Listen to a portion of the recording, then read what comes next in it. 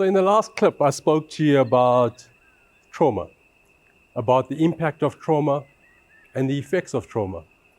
In this clip, I want to talk to you about some tools that you can use to work through trauma. But before I start and talk to you about these tools, I'd just like to remind you once again that this isn't a therapy session, and that I recommend that you seek advice from your mental health professional.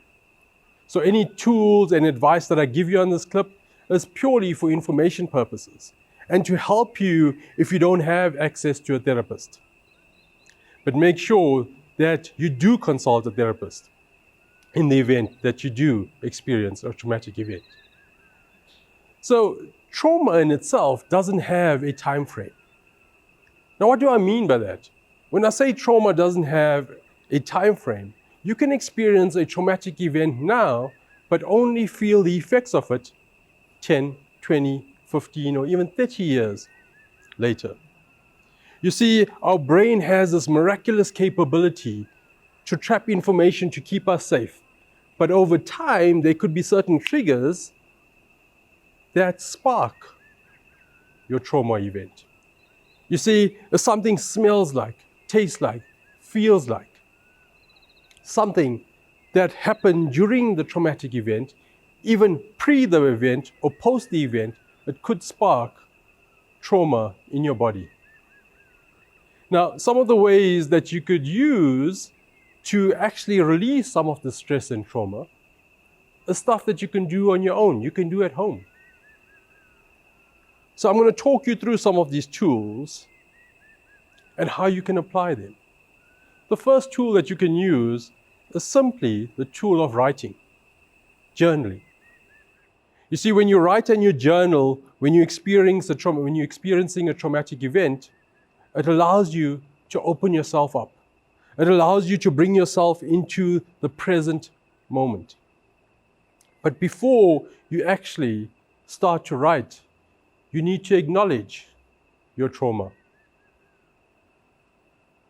It is extremely important that we acknowledge our trauma, because once we acknowledge it and own our trauma, and I'll go as far as to say even love your trauma, you're identifying with your trauma. It's not something that sits out there. It's something that you can bring in and you can look at it. It feels tangible so that you can work with it. You feel in control. You're empowering yourself.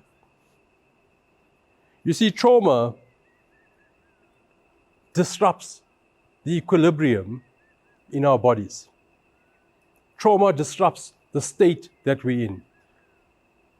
Trauma keeps us frozen in a state of hyperarousal and fear, thereby burning off adrenaline and releasing endorphins. So therefore, movement and exercise, at least 30 minutes a day at minimum, will help you reset or rebalance your nervous system.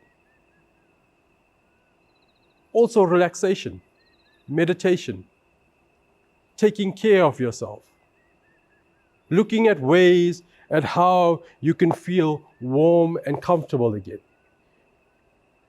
And I cast your mind back to when you were a child and you felt scared.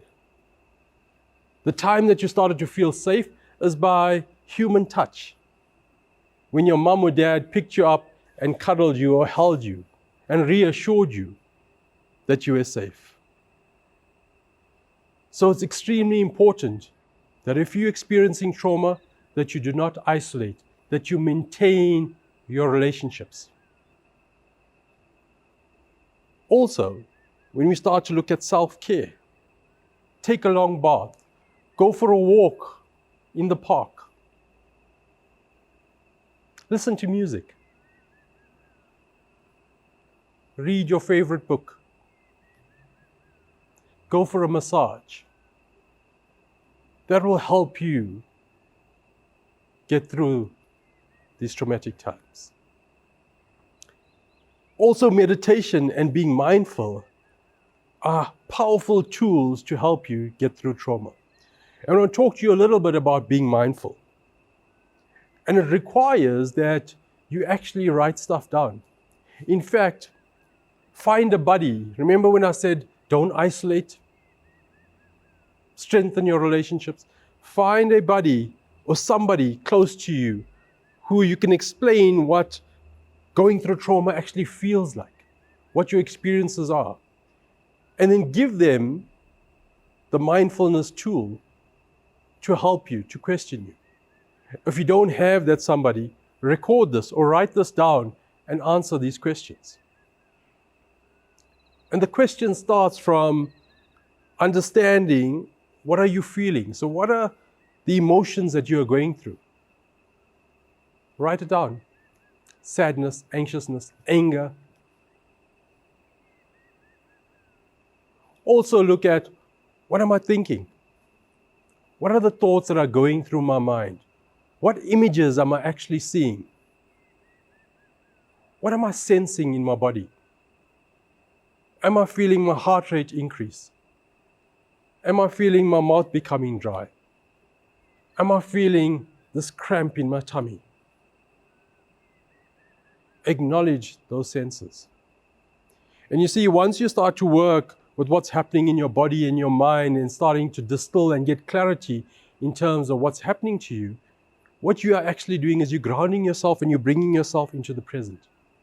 You will recall from the last clip that I spoke to you about is that when you go through a traumatic event, you're reliving that moment. Trauma keeps you in the past and alienates you from the present. And by being mindful, what you're doing is you're bringing yourself to the present. Now, when you've gone through writing what my thoughts, images, emotions, and sensations are, write down what's the date and time. Today, what is the actual date and time? Where am I? What do I see? And then write down, in the place that I am here and now, on this day and this time, is that danger present? Answer that question.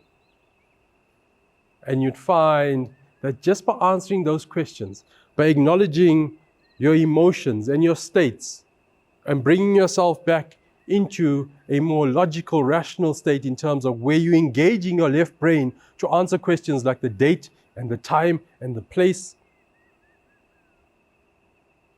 you start to feel calmer. So these are great tools that you can use to help you in the interim between the trigger and seeing a professional that can help you.